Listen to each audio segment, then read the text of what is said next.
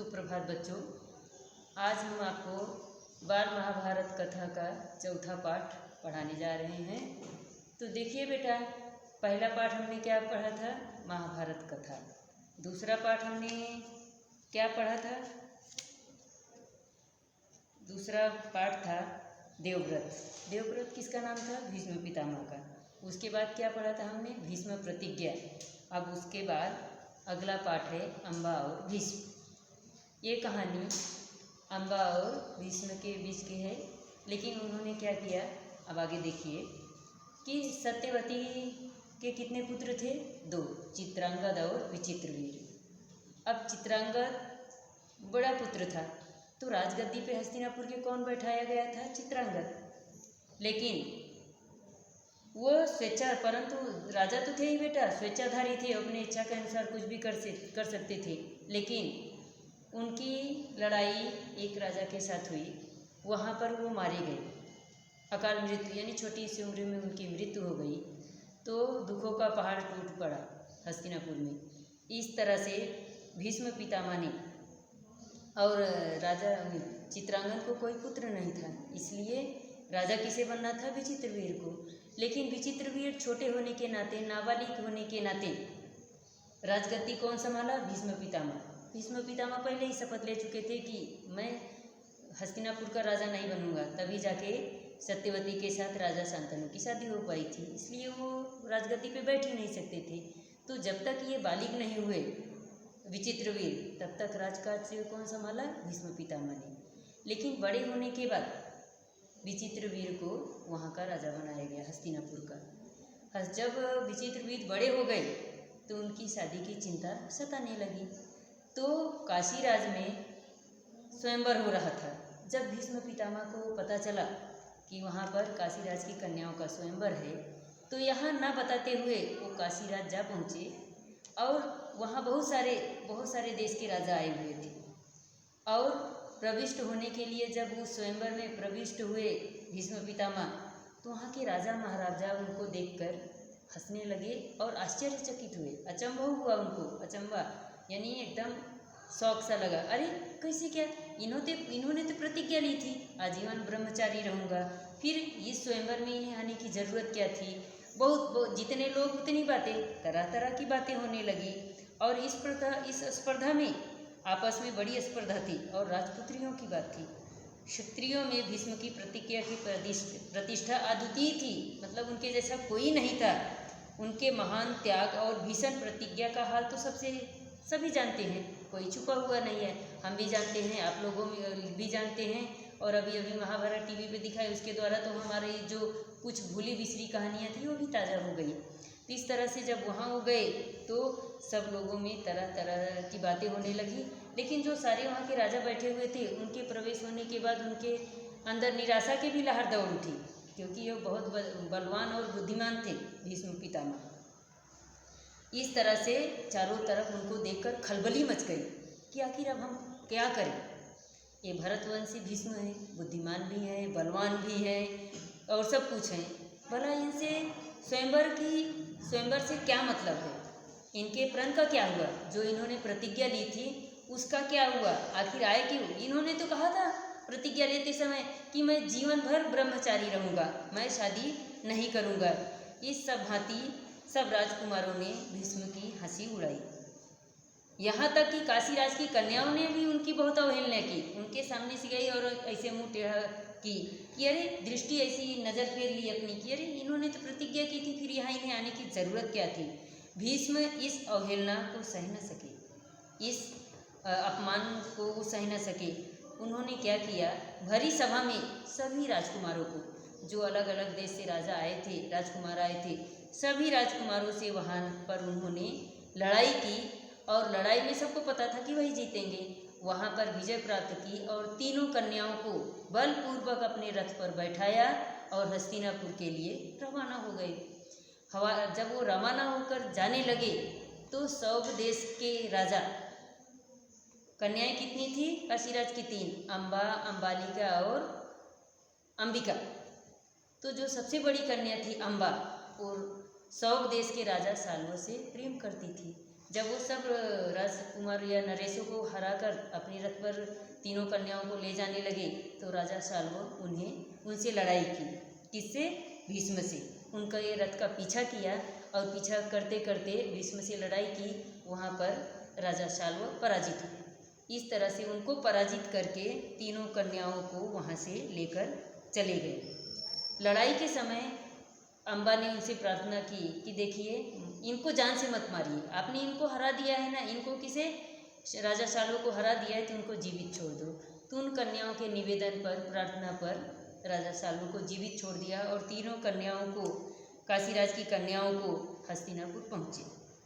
वहाँ पर पहुँचने के बाद विचित्रवीर की विवाह की तैयारी जोर शोर से की गई और विवाह मंडप पे जब तीनों कन्याओं को ले जाने लगे तो अम्बा ने भीष्म को एकांत में ले जाकर प्रार्थना किया कि नहीं, मैं शादी नहीं कर सकती क्योंकि मैं राजा शाल्व से प्रेम करती हूँ। जो सब देश के राजा हैं, मैं उन्हें मन ही मन अपना पति उनको मान चुकी हूँ, इसलिए मैं विचित्रवीर से शादी नहीं कर सकती। मुझे बलपूर्वक यहाँ ले आए। मेरे मन की जो बात थी जानने के बाद आप मेरे बारे में अब उचित न्याय क्या है आप ही बताइए। यह सुनकर भीष्म को अम्बा की बात अच्छी लगी। उन्होंने क्या किया, उसके इच्छा अनुसार उसे छोड़ दिया। अंबिका और अम्बालिका की शादी विचित्रवीर के साथ कर दिया गया। अम्बा अपने मनोनीत सौग देश के राजा, जो मन में उन्होंने चुनाव कर लिया था, चुन लिया था सौग देश के राजा का, तो पास गई और सारा वृतांत सुनाया। किसको? राजा शाल्व को। तो राजा शाल्व ने कहा कि मैं आपसे अब शादी नहीं कर सकता, मैं तुम्हें अब अपनी पत्नी के रूप में स्वीकार नहीं कर सकता क्योंकि तुम, एक तो भीष्म तुम्हें मुझे पराजित करके ले गया। इस पराजित की वजह से मेरे मन में अब तुम्हारे लिए कोई जगह नहीं है। ऐसा करिए, आप फिर से भीष्म के पास जाइए, वही कुछ न्याय करेंगे क्योंकि अब मेरे मन में कोई भी जगह नहीं है। मैं पराजित हुआ हूँ, इस अपमान का बदला मैं शादी करके नहीं फेरना चाहता, इसलिए आप ऐसा करिए कि यहाँ से चली जाइए। मुझे अब तुम्हारे लिए वही उचित है, वही तुम्हारा काम करेंगे, वही तुम्हें सलाह देंगे। बेचारी अम्बा हस्तिनापुर लौट आई और भीष्म को सारा हाल कह सुनाया। इस तरह से भीष्म ने उसका हाल कहा सुना। राजा शाल्व ने स्वीकार नहीं किया, सब कुछ बताई कि वो ब्याह करने के लिए तैयार नहीं है। और विचित्रवीर अम्बा के साथ जब भीष्म ने ये बातें सुनी तो भीष्म ने विचित्रवीर कहा कि आप फिर से अम्बा से शादी कर लीजिए।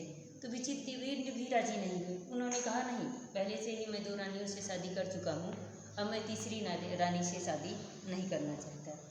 बेचारी अम्बा इधर से उधर भटकती रही, कोई और रास्ता न देखो। भीष्म को बोली कि ऐसा करिए गांगे, आप ही मुझसे शादी कर लीजिए।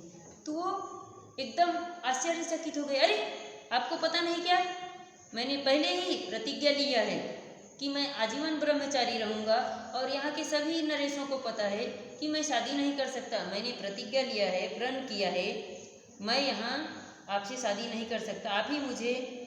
तो उन्होंने कहा कि आप शादी नहीं कर सकते, विचित्रवीर नहीं कर रहे, इधर राजा शाल्व नहीं कर रहे, तो मैं करूँ क्या? आपका कर्तव्य है कि आप मेरा सहारा बने और आप मुझसे शादी करें। भीष्म ने उसकी बात ध्यान से सुनी और अपनी प्रतिज्ञा की याद दिलाकर बोले, अपनी प्रतिज्ञा तो मैं नहीं छोड़ सकता। उन्होंने अम्बा की परिस्थिति समझकर विचित्रवीर से फिर से आग्रह किया, दोबारा आग्रह किया कि विचित्रवीर मेरा कहना मान लो और आप शादी कर लो। तो विचित्रवीर ने दोबारा भी उनका आग्रह ठुकरा दिया। फिर भीष्म ने कहा कि एक बार आप फिर राजा के पास जाओ, राजा सौग देश के राजा शाल्व के पास, उनसे आग्रह करो। इस तरह से आने जाने में अम्बा को 6 साल बीत गए बेटा, फिर भी उसका कोई सहारा नहीं मिला। दोनों के इधर गई वो ठुकराता, उधर गए वो ठुकराता। इस तरह से आते जाते वो उसको 6 साल बीत गए। आखिरकार वो फिर हस्तिनापुर लौट आई और भीष्म से फिर कारण पूछा तो उन पर उसे बहुत क्रोध आया। किसको? अम्बा को भीष्म पर बहुत क्रोध आया और प्रतिहिंसा की आग उसके मन में जलने लगी। उसके मन में प्रतिशोध की भावना जलने लगी। उसने कहा कि मैं कुछ भी करूंगी पर इनसे मैं मेरा बदला लेकर रहूंगी। भीष्म में बदला लेने की इच्छा से वो कई राजाओं के पास गई, अपना दुखड़ा सुनाया। पर भीष्म के खिलाफ कोई खड़ा ही नहीं था, क्योंकि पहले ही बताई बेटा कि वो बहुत बलवान और बुद्धिमान थे। किसी की हिम्मत नहीं पड़ी भीष्म के सामने आने की। राजा लोग तो भीष्म का नाम सुनते ही डर जाते थे, कांप जाते थे। किसी में इतना साहस नहीं था, किसी में इतनी हिम्मत नहीं थी कि वो भीष्म का सामना करे और उनका वध करके युद्ध में हराए। फिर क्षत्रियों एकदम निराश होकर अम्बा ने तपस्वी ब्राह्मणों की शरण ली। वो बेचारी क्या की, वो ब्राह्मण वेश में बन गई और तपस्या करने के लिए एक जंगल में चली गई। तब ऋषियों की सलाह पर अम्बा परशुराम के पास गई। अम्बा की करुण कहानी सुनकर परशुराम का हृदय पिघल गया। वो अम्बा के ऊपर मुग्ध हो गए। बेचारी का क्या दुखड़ा है, कोई न कोई सहारा बन ही जाता है बेटा। उन्होंने दर्याद्र स्वर में कहा, काशीराज कन्या तुम मुझसे क्या चाहती हो? जब वो परशुराम के पास गई, प्रार्थना की, याचना की, तो उन्होंने कहा, उनका मन उसकी प्रार्थना सुनकर पिघल गया। तो उन्होंने कहा, बताइए पुत्री, आपको मुझसे क्या ज़रूरत पड़ी, मुझसे क्या चाहिए, आप बताइए, मैं आपकी क्या मदद कर सकता हूँ। तो अम्बा ने कहा, ब्राह्मण वीर, मेरी प्रार्थना केवल यही है, आप भीष्म से युद्ध करें, मैं अपने भीष्म के वध की भीख मांगती हूँ। उन्होंने क्या कहा अम्बा ने कि आप मेरी प्रार्थना स्वीकार कर लीजिए, आप भीष्म से जाकर युद्ध करिए और युद्ध में उन्हें परास्त कीजिए, हराइए। परशुराम को अम्बा की प्रार्थना पसंद आई। परशुराम को पता था कि मैं भीष्म से युद्ध हार जाऊंगा, लेकिन उसकी मदद करने के लिए, उसका सहारा बनने के लिए उन्होंने अम्बा की मदद के लिए उत्साह के साथ भीष्म के पास गए और युद्ध के लिए भीष्म को ललकारा। दोनों कुशल योद्धा थे, धनुष विद्या के बहुत बड़े जानकार थे, दोनों ही जितेंद्रिय ब्रह्मचारी थे। परशुराम भी ब्रह्मचारी थे, यानी शादीशुदा नहीं थे, और इधर भीष्म पितामह भी ब्रह्मचारी थे। तो कई दिनों तक उनका युद्ध चलता रहा। फिर हार जीत का निश्चय नहीं हो सका। अंत में परशुराम ने खुद से हार मान ली। उन्होंने कहा, उनको पता था, लेकिन अम्बा के सांत्वना के लिए, शांति के लिए, सहानुभूति के लिए भीष्म से लड़ाई किए और कई दिनों तक युद्ध लड़ा। उसके बाद उन्होंने खुद हार मान लिया और जो कुछ मेरे वश में था, उन्होंने अम्बा से कहा कि पुत्री, जो कुछ मेरे वश में था वो मैंने सब कुछ आपके लिए किया, यही उचित है कि तुम भीष्म की ही शरण में जाओ। इधर उधर भटकने से अच्छा उन्हीं की शरण में तुम रहो। पर अम्बा ऐसी बातों से कब विचलित होने वाली थी, वो संतुष्ट नहीं थी, विचलित भी नहीं हुई। फिर उसने अपने मन में प्रतिज्ञा ली, वन में जाकर कई वर्षों तक तपस्या शुरू कर दी और तपोबल से वो स्त्री रूप से बदलकर पुरुष बन गई और उसने अपना नाम शिखंडी रखा।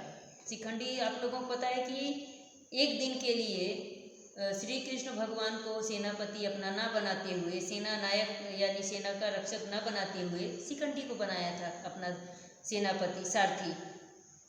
जब कौरव और पांडव के बीच कुरुक्षेत्र के मैदान में युद्ध हुआ तो भीष्म के विरुद्ध लड़ते समय शिखंडी रथ के सामने आ गई थी। तो भीष्म ने पहले ही प्रतिज्ञा की थी कि मैं किसी महिला, किसी स्त्री के ऊपर बाण नहीं चलाऊंगा।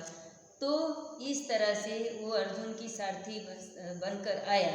तपस्या के कारण स्त्री की बजाय पुरुष बन गई और अर्जुन का सारथी बने शिखंडी।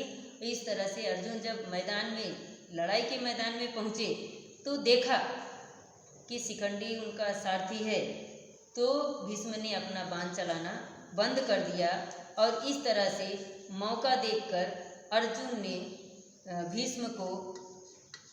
भीष्म को पराजित किया और अर्जुन ने भीष्म पिता पर अंत में उन पर विजय प्राप्त की। भीष्म आहत होकर पृथ्वी पर गिरे, तब जाकर अम्बा का क्रोध कहीं शांत हुआ। और आप लोगों ने देखा ही बेटा महाभारत में कि वो सरसैया पर कितने दिनों तक लड़े और लड़ते लड़ते महाभारत का युद्ध खत्म हुआ। इस तरह से ये कहानी यहाँ पे समाप्त होती है। आप लोग ध्यानपूर्वक ये कहानी देखिएगा। उसके बाद पीएच के रूप में मैं प्रश्न आपको ग्रुप पे भेजूंगी। इस तरह से आप लोग वीडियो ध्यानपूर्वक देखिएगा और जो डिफ़िकल्टी रही, प्रश्न जो नहीं आया, वो आप लोग बेहिचक पूछ लेना। धन्यवाद।